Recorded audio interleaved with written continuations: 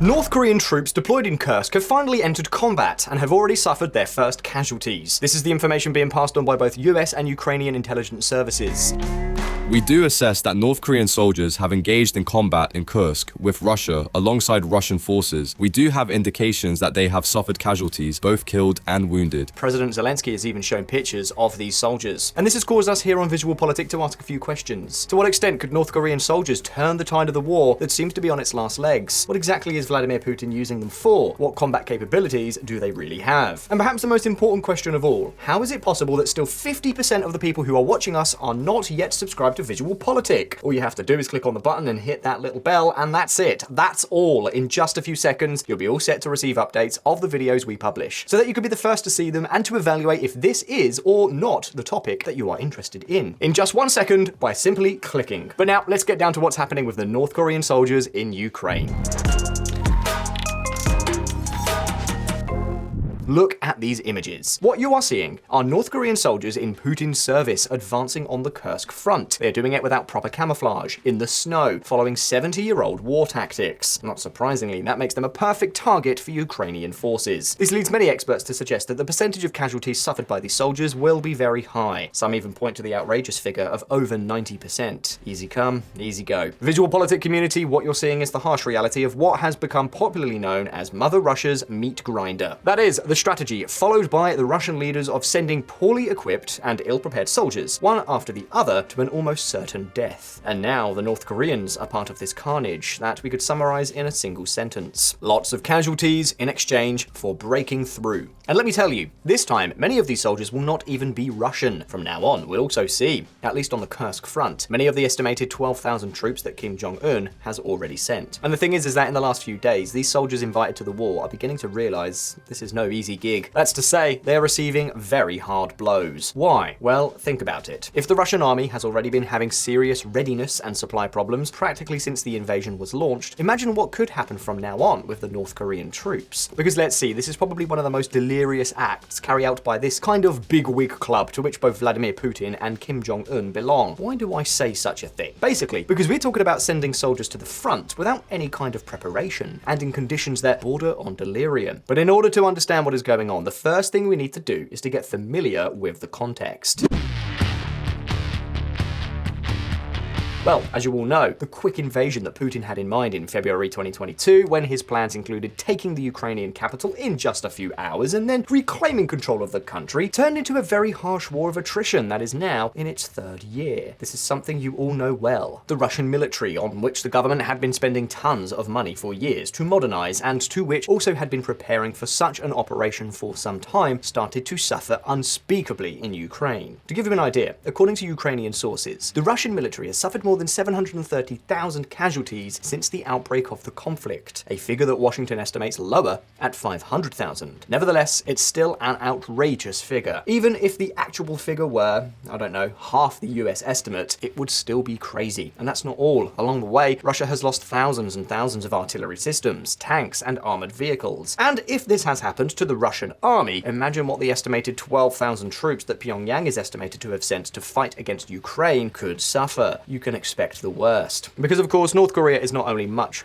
poorer than Russia, as we will see when it comes down to it. Its combat capability is probably reminiscent of armies from 50, 60, or even 70 years ago. But the point is that given the huge casualties Russia suffered, and especially after the Ukrainian army's invasion of Kursk, Putin needed help. He needed ammunition, weapons, and also more troops to keep feeding his meat grinder. That is, to maintain his offensive and open new fronts. Well, this is exactly where North Korea comes in. On the 19th of June 2024, the latest Russian Tsar made a very important visit to Pyongyang. It was the first in a very, very long time, specifically in 24 years. Because the truth is that since Putin made a fleeting visit to Pyongyang in 2000, he had never returned. It stands to reason that poor, and I mean really poor, wretched North Korea was far from being a priority for Moscow. But now that has completely changed. In June, Putin went to look for ammunition, missiles, and also fresh troops in case they were needed to keep up his war. more. Because although communist Korea is terribly poor, it's also a kind of Sparta, with an absurdly old but absurdly disproportionate army. In fact, its armed forces are by far the main item of expenditure of the North Korean government. VisualPolitik community, the obsession of the regime means that they have 1.3 million active soldiers and another 7.6 million more troops in reserve. We are therefore talking about a total of 8.9 million people with some military training who could be mobilized. An outrage for a country whose population barely exceeds 25 million inhabitants. In other words, a kind of old-fashioned Sparta in the 21st century. But the point is that Putin's visit was a success.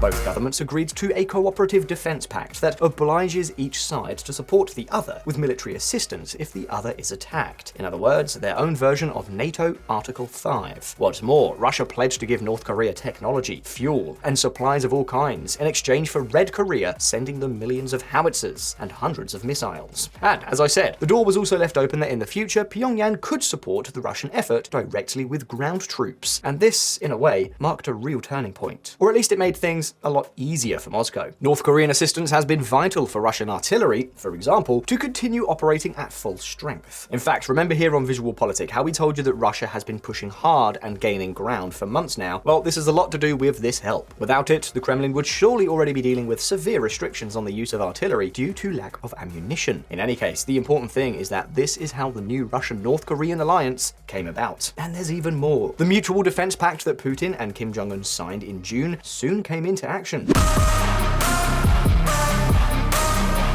As you will remember, less than 2 months later, on 6th of August, Ukraine launched its unexpected invasion of Russia's Kursk Oblast, prompting Putin to request military assistance from its new best friend. What support are we talking about? According to US intelligence estimates, North Korea, as well as continuing to send lots of weapons and ammunition, has also deployed to Russia between 11,000 and 12,000 troops who, after being equipped with Russian uniforms and weapons, were immediately sent one after the other to Kursk. This information was confirmed by President Zelensky himself. Currently, there are already 11,000 North Koreans stationed in the Kursk region. First, they arrived with the aim of strengthening the Russian defense lines, and in recent days, as we have already seen, they have also joined the offensives that are trying to regain lost ground in this region of Russia. And this is exactly how we came to the images we saw at the beginning of this video. But let me repeat the question we asked before. What impact could this support have? What role could North Korean soldiers play in this conflict? Well, we're going to look at that right now. And you know what? I'm telling you, some alarm bells may be about to go off. Tragic but true.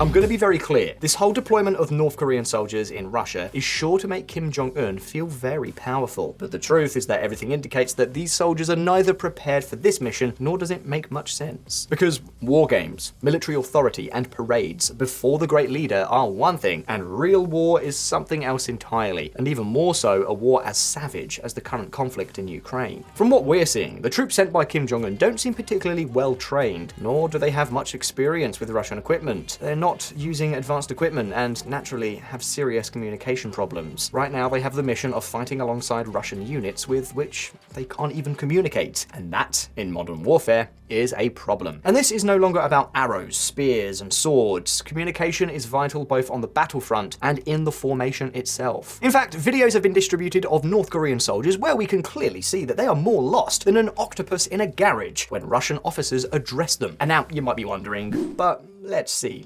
That's an easy solution, isn't it? You just look for translators and the problem is solved. And yes, that is probably what they're doing. But VisualPolitik community, at this point I'm going to ask you to reflect with me. If Russian officials care little or nothing about their own soldiers, who are forced to carry out attacks in the open field with an absolutely abysmal casualty rate in order to saturate and uncover the Ukrainian defenses, do you think they're going to care much about what happens to the North Koreans? Clearly not. I'm going to be blunt, but the truth is that with the information we have, I cannot say otherwise. Surely, from their point of view, from the point of view of the Russian leaders, these units have only one mission: to serve as cannon fodder. And that is what explains why we have seen videos of formations in Russian to soldiers who do not speak a word of this language. And it could also explain this image. Everything indicates that this soldier you're seeing on the screen is a North Korean soldier in Kursk. Well, if you look closely, this soldier is wearing a uniform with digital flora camouflage, a type of uniform that the Russian army had to start withdrawing because, let's just say, it's basically turned its soldiers into real walking targets, especially in snowy environments, as there is now in Ukraine.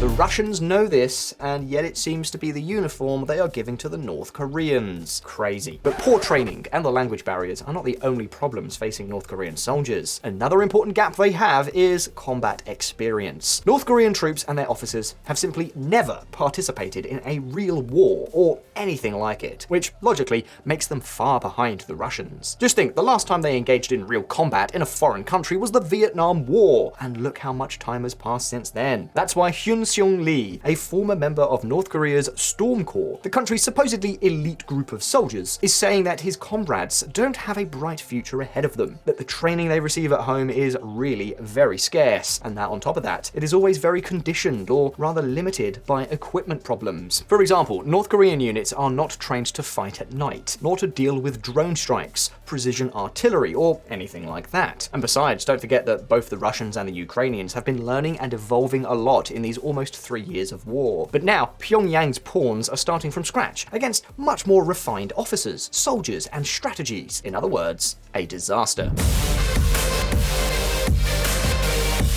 Now, bad training, language barriers, bad equipment, and no experience. The outcome? Make no mistake, we can expect a huge percentage of casualties. In fact, it's possible, very possible, as we've already said, that this is precisely their mission. To lead suicide raids, to uncover the Ukrainian defenses, so that the more experienced Russians can then attack, shall we say, with better odds. None would think they are going to Russia to die, but I think they're cannon fodder because they will be sent to the most dangerous sites and will surely be killed. Terrible. Chilling. The deployment of North Korean soldiers is yet another proof that neither the Russian Tsar nor the Jewish bigwig care in the least about the young people they send to die. And let's see. Naturally, the justification for them is very straightforward. We're helping our allies. Our soldiers are being trained. We will test new weapons, etc., etc., etc. The reality is that most of the North Koreans sent to Russia are likely to soon become casualties in the disputed and icy lands of Kursk. But do you think we've seen it all? Well, you would be very wrong. The North Korean troop deployment in Kursk has even more problems. Starting with the fact that the soldiers of this country are discovering a level of freedom absolutely unprecedented at home. For example, access to the internet. Something completely new to them. And what are they doing? Can you guess? Well, according to some reports, it seems that they're taking advantage of this time to gorge themselves on X-rated content and the like. A usually reliable source tells me that North Korean soldiers who have deployed to Russia have never had unfettered access to the internet. As a result, they gorge themselves on pornography. And let's see, what's wrong with this? Well, nothing. There would be absolutely nothing wrong with it if it weren't for the fact that these soldiers are racing against the clock to try to prepare for combat, and they're not doing it. But let's go on. Another problem has to do with the morale of the troops. Let me explain. South Korean intelligence services say that Russia is likely to pay the non-North Korean regime about $2,000 a month for each soldier deployed to fight Ukraine. This is a lot of money for a country where wages are truly miserable. However, the real problem, is that the soldiers are not going to see any of this money. They're not going to be compensated, because that's simply the way the North Korean regime works. All the money goes to them. That means it's highly likely that soon the discouragement will be generalized. Think about it. These soldiers are fighting without preparation. They aren't able to communicate. They do not aspire to a better life. It's not a war to defend their own country, their families, or their culture. Nothing at all. So how the hell can they motivate themselves? As soon as they start taking heavy casualties, it is very possible that their spirits will collapse. And believe me, the Ukrainians know it. So what are they doing? Nothing less than flooding the front with propaganda and messages promising North Korean soldiers freedom if they surrender. And the truth, it wouldn't be at all unusual for it to happen and for us to start seeing defections. Indeed, there have already been some desertions among soldiers stationed near the Ukrainian border when their participation in the war had just begun. And if they don't occur in greater numbers, it's probably due to the threat that the Pyongyang regime exerts on their families.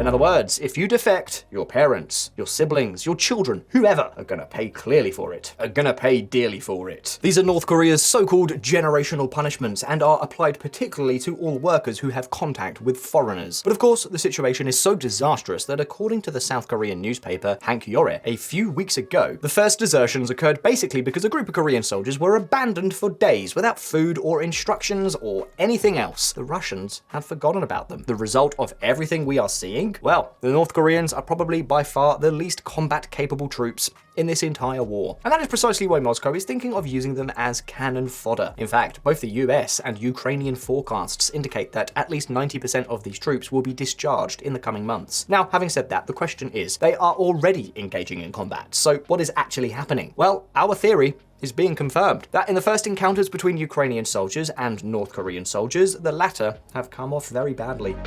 North Korean troops suffer several hundred casualties fighting Ukraine, says US official. Anyway, that's the way things stand. The question now is, what conclusions can we draw from everything we have seen in this video? Well, first, that this North Korean deployment will actually have little impact on the war. It will end sooner or later. VisualPolitik community, if in a past video here on VisualPolitik we told you that the green lights to use long-range air-to-ground missiles, or ATACMS in Russia, would change little about the war, the truth is that the presence of these soldiers will probably be even much more insignificant.